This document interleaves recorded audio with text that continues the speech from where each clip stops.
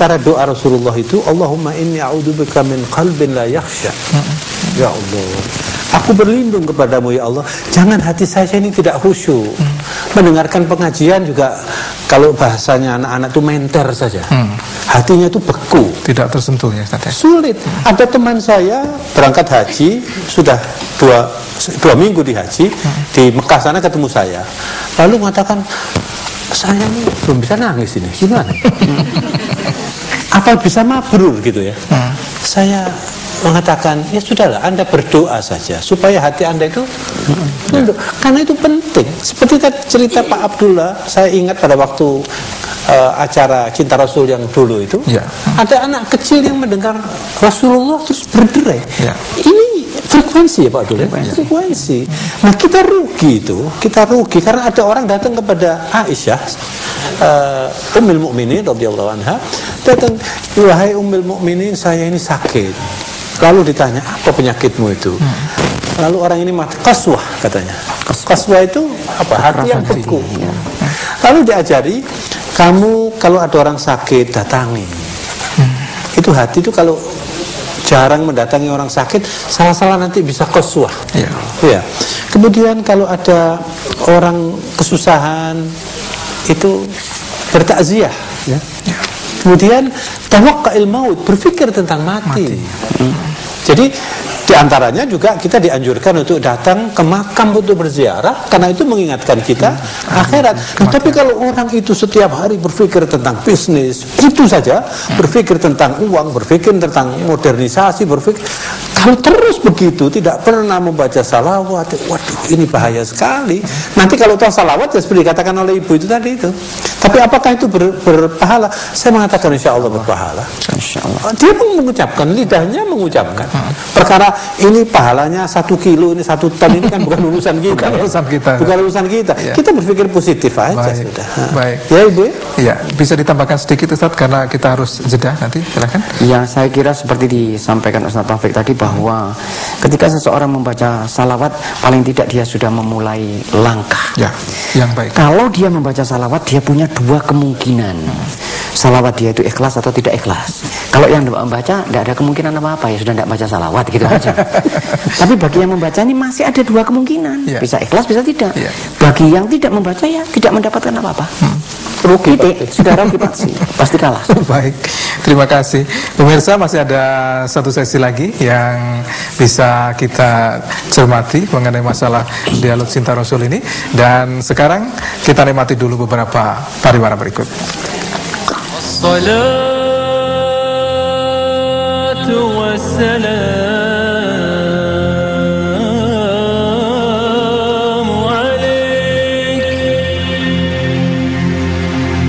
alaika ya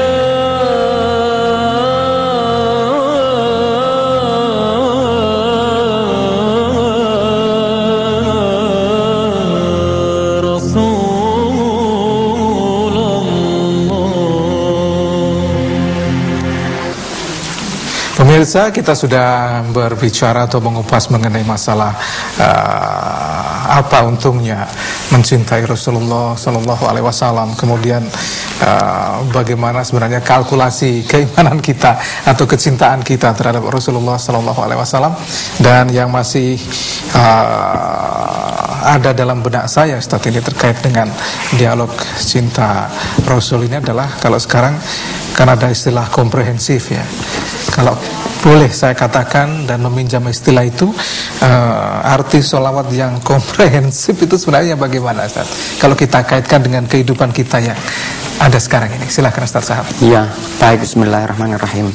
Komprehensif itu kan berarti mencakup secara keseluruhan. Ya. Ada hal yang perlu kita pelajari tentang agama. Bahwa di dalam agama ini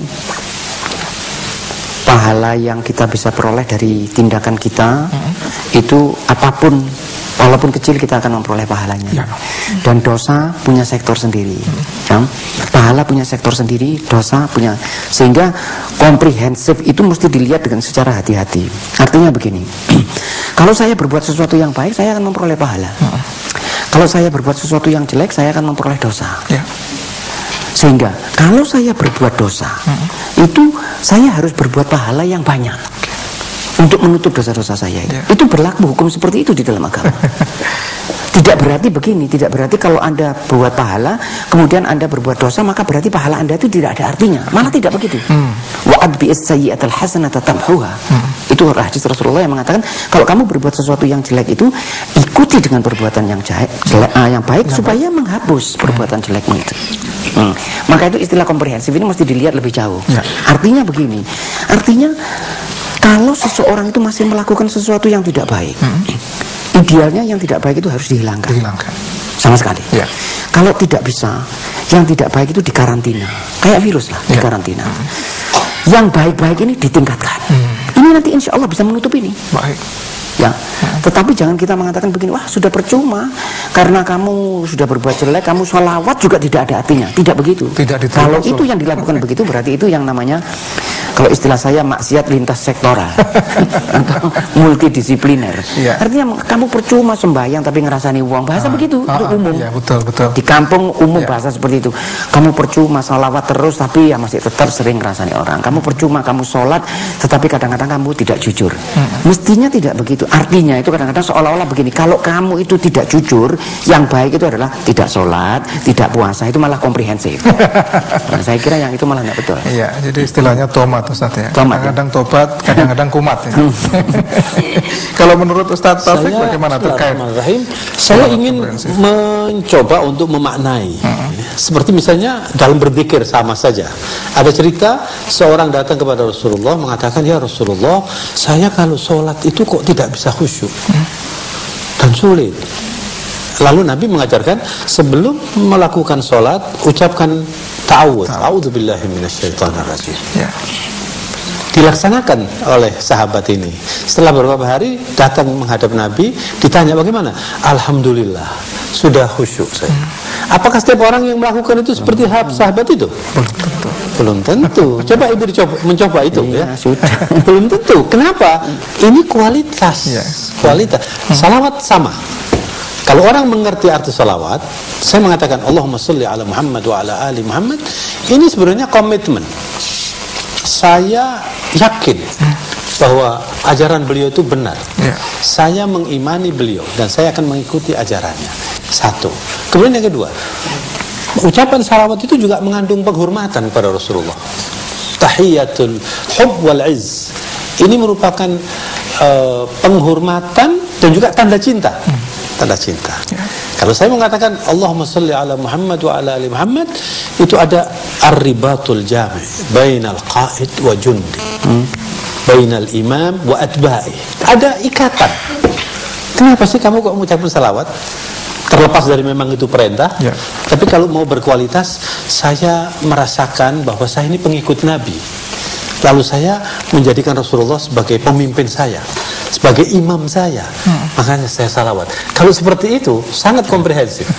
Lalu bisa macam-macam itu nanti. Makanya kalau kita menggali banyak tentang arti salawat ini, saya yakin kita akan banyak bersalawat. Bukan saja berpahala ya, tapi ada dampak yang positif. Ya, saya menambahkan sedikit ya. Ketika kita bersalawat itu, manusia ini di dalam hidupnya ini pasti ingin istilahnya identifikasi diri. Betul. Ya. Setiap manusia ini ingin punya idol atau idola ya. Ketika saya identifikasi diri saya dengan Rasulullah, itu derajat saya ini naik sekian level. Jadi ketika saya mengatakan Allahumma sholli ala Muhammad wa ala ali Muhammad, Allahumma sholli ala sayyidina Muhammad wa ala ali sayyidina, itu saya naik derajat sekian level karena saya ini sekarang bersama-sama dengan orang yang bernama Muhammad Rasulullah SAW. Tidak sama dengan ketika saya mengenang misalnya saya nggak tahu saya Einstein dan sebagainya. Itu malah bisa degradasi ya. Iya kan? Ada kebiasaan orang Mesir. Bagaimana Ustaz? Di Mekah yang pernah sering saya amati ya. Orang Mesir itu kadang-kadang agak keras gitu kalau ngomong, mungkin juga temperamental, sering emosi, kadang-kadang bersama-sama di lift gitu ya. Kemudian ada yang marah. Kemudian ada satu yang mengatakan sholli ala Nabi. Lalu mereka mengatakan Allahumma sholli ala Muhammad wa ala Muhammad. Selesai. Marahnya itu selesai. Saya coba pada orang Indonesia waktu marah itu ya. Saya mengatakan sholli ala Nabi, tambah marah ya.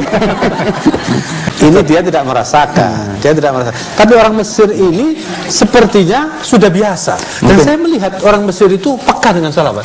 Mungkin ketika Ustadz mengatakan salawat itu diduga Ustadz mengumpat kepada dia karena dia nggak mengerti artinya. Ini persoalan marah Ustadz, bukan persoalan agama gitu. Jawabannya Pak. Menarik itu, menarik. Insya Allah. Baik, masih ada kesempatan untuk Anda, ibu-ibu dan bapak-bapak sekalian yang pengen bertanya kepada Ustadz Abdullah Shahab atau Muhammad Taufik Abi, silakan. Tadi masih ada 1 atau 2 orang yang belum bertanya. Silakan, Ibu berdiri. Iya, dari mana Bu? Dari Yayasan Mambaul Huda. Baik, Assalamualaikum warahmatullahi wabarakatuh. Waalaikumsalam warahmatullahi wabarakatuh. Pak Ustadz, saya mau tanya mengenai salawat itu selain Allahumma sholli ala Muhammad wa ala ali Muhammad atau pakai Sayyidina di luar sholat, itu apa aja? Karena saya kok banyak mendengar salawat nariyah, sedangkan yang saya tahu, saya belajar agama ngaji di Baitul Haq itu kok nggak boleh gitu. Alasannya apa itu? Baik, Itu cukup aja, Bu? cukup. Baik. Terima kasih Bu. Jadi bacaan salawatnya ini ada beberapa versi, katakanlah begitu Ustaz. Ini bagaimana? Afdolnya yang seperti apa salawat itu Ustaz?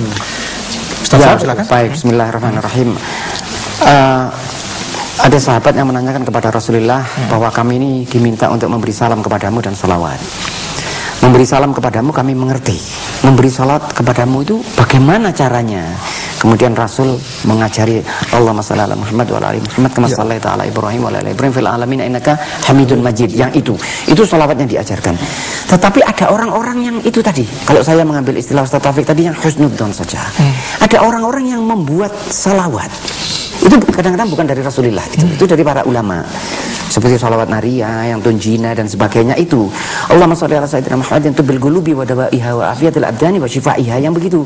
Itu para ulama yang membuat itu. Yang artinya ya baik-baik saja. Ya, sehingga buat saya selama itu baik, tidak ada persoalan. Seperti kita mengucapkan doa. Kalau ibu mengucapkan doa, ibu sekarang membaca salawat kepada Rasulullah dan ibu tidak bisa berbahasa Arab. Ibu tidak bisa berbahasa Arab. Kemudian ibu bilang gini, salawat kanjeng Nabi, salawat kanjeng Nabi, itu kira-kira oleh Allah diterima enggak? Diterima, insyaallah. Saya kira Tuhan mengerti bahasa Jawa, bahasa apapun. Nah ibu enggak bisa, untuk salawat itu tidak bisa. Tapi ibu ingin membaca salawat. Tapi ibu, apa yang ibu lakukan? Ibu membaca salawat dengan cara yang ibu bisa. Tidak menutup kemungkinan bahwa kita harus belajar. Tetapi ibu bilang salawat keparing panjenengan panjang Rasul sampai itu kepada Rasulullah. Saya paling tidak saya berpendapat begitu. Insya Allah begitu. Baik. Sebenarnya sangat sederhana Ustaz ya. Saya tambah sedikit. Silakan. Jadi kalau terkait dengan ibadah, terkait dengan azan misalnya ya, ikutilah Rasulullah SAW. Rasulullah itu kalau sholat, saya kira ya seperti yang beliau ajarkan. Saya pernah berdiskusi dengan seorang ulama, kemudian ulama ini mengambil jawaban dari seorang ulama besar Mesir namanya Syekh Sya'rawi. Apakah lebih baik kalau pada waktu, memang ini masalah khilafiyah ya, tapi boleh diterima, boleh tidak diterima. Tapi saya tertarik sekali jawaban Syekh Sya'rawi itu. Syekh Sya'rawi mengatakan kalau urusan ibadah ikuti Rasulullah, itu namanya ittiba. Misalnya azan ya, jangan asyhadu an la ilaha illallah asyhadu anna sayyidana Muhammad. Jangan begitu, karena Rasulullah mengajarkan azan seperti itu. Salat begitu. Tapi di luar salat, ini minal akhlak ya. Saya Pak Sahab, saya pernah diundang orang dari salah satu pondok di Jawa Timur ini. Saya agak geli gitu ya. Katanya ya dia mengundangnya itu agak mendadak besok katanya. Waduh, saya nggak bisa. Oh nggak apa-apa Ustaz, nggak apa-apa. Tapi begini, saya itu senang ya. Ustaz ini kalau pidato itu pakai sayyidina itu loh katanya. Terus saya mengatakan, jadi saya kalau pidato itu saya senang karena saya merasa begini. Feeling saya ya, saya mengucapkan kalimat apa saja, Rasulullah terlalu besar, terlalu besar untuk tidak diucapkan begitu. Baik, terima kasih Ustaz Taufik dan Ustaz Shahab.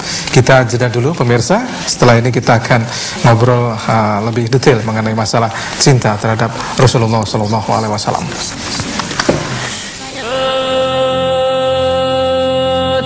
والسلام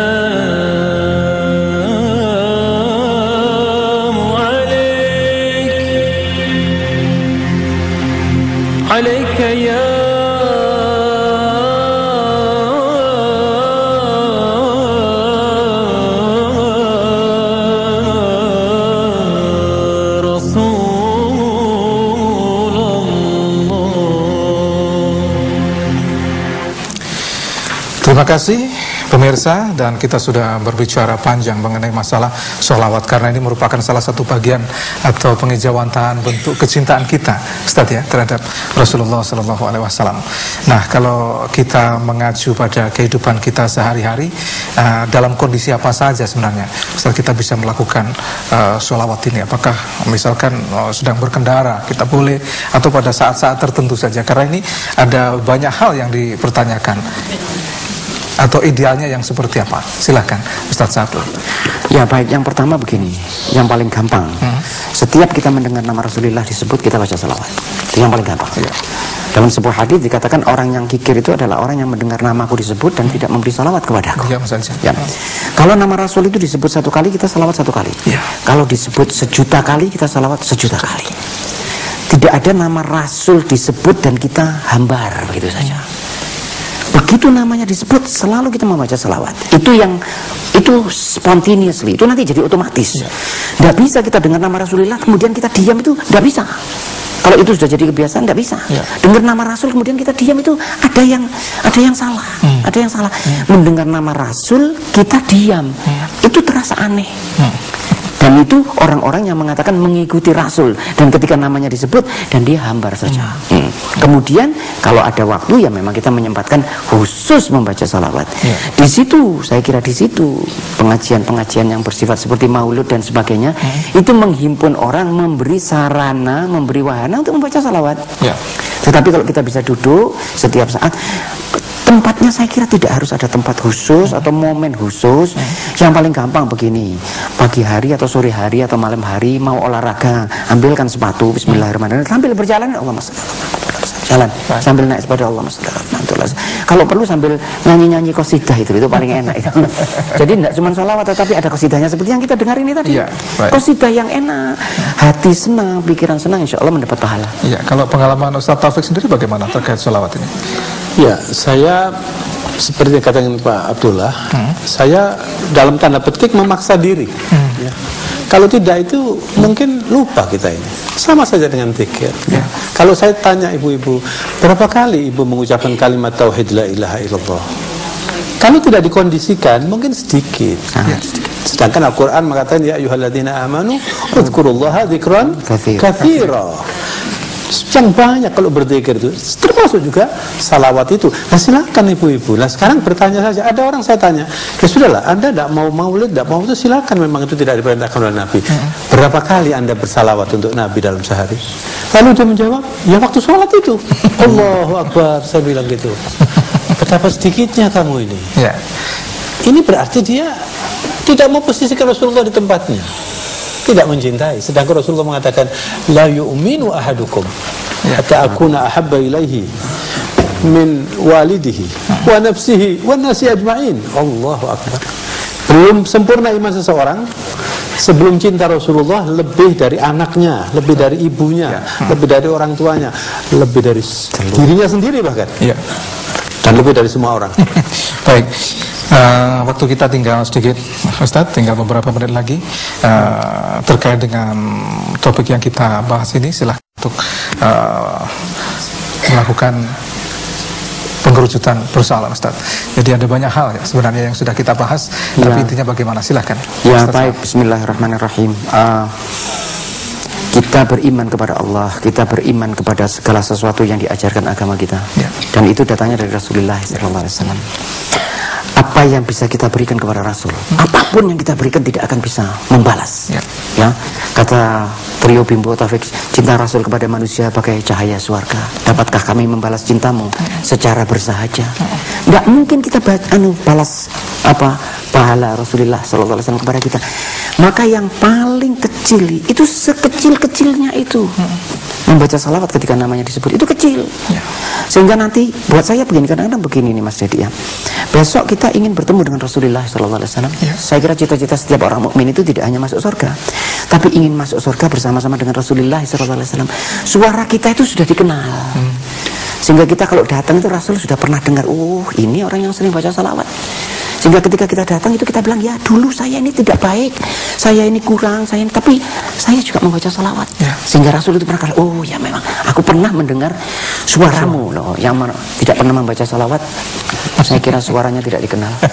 Ustaz Taufik, silahkan. Saya, ibu-ibu dan semua pemirsa yang saya hormati, saya memberi saran dari pengalaman saya. Kalau kita ingin meningkatkan cinta kita kepada Rasulullah, belajar tentang Rasulullah lebih banyak. Kemudian kalau ada rezeki, datang ke Madinah. Lalu pada waktu sampai di Madinah, itu kita merasa saya ingin menjadi tamunya Rasulullah SAW. Saya kalau datang ke Madinah, kemudian saya mengatakan kepada jamaah haji, jamaah umroh, saya mengatakan begitu turun di bandara, mendarat, coba yang banyak bersalawat. Ini Madinah ini menjadi mulia, dulu namanya Yathrib. Rasulullah hadir di situ, diganti namanya menjadi Madinah Al-Munawwarah, yang bercahaya, menjadi besar karena Rasulullah. Banyak bersalawat, datang ke sana, duduk di Raudhah, insya Allah tumbuh nanti cintanya itu, insya Allah. Baik, terima kasih Ustaz Muhammad Taufik Abi, kemudian Ustaz Abdullah Sahab, terima kasih juga Bapak-bapak dan Ibu sekalian, terima kasih atas kehadiran Anda, pemirsa, terima kasih. Dan tentu sebenarnya masih banyak sekali pertanyaan kita terkait dengan cinta terhadap Rasulullah SAW ini. Tapi insya Allah kita akan berjumpa kembali dalam momen-momen yang akan datang. Terima kasih. Wassalamualaikum khairat. Wassalamualaikum warahmatullahi wabarakatuh. Waalaikumsalam warahmatullahi wabarakatuh.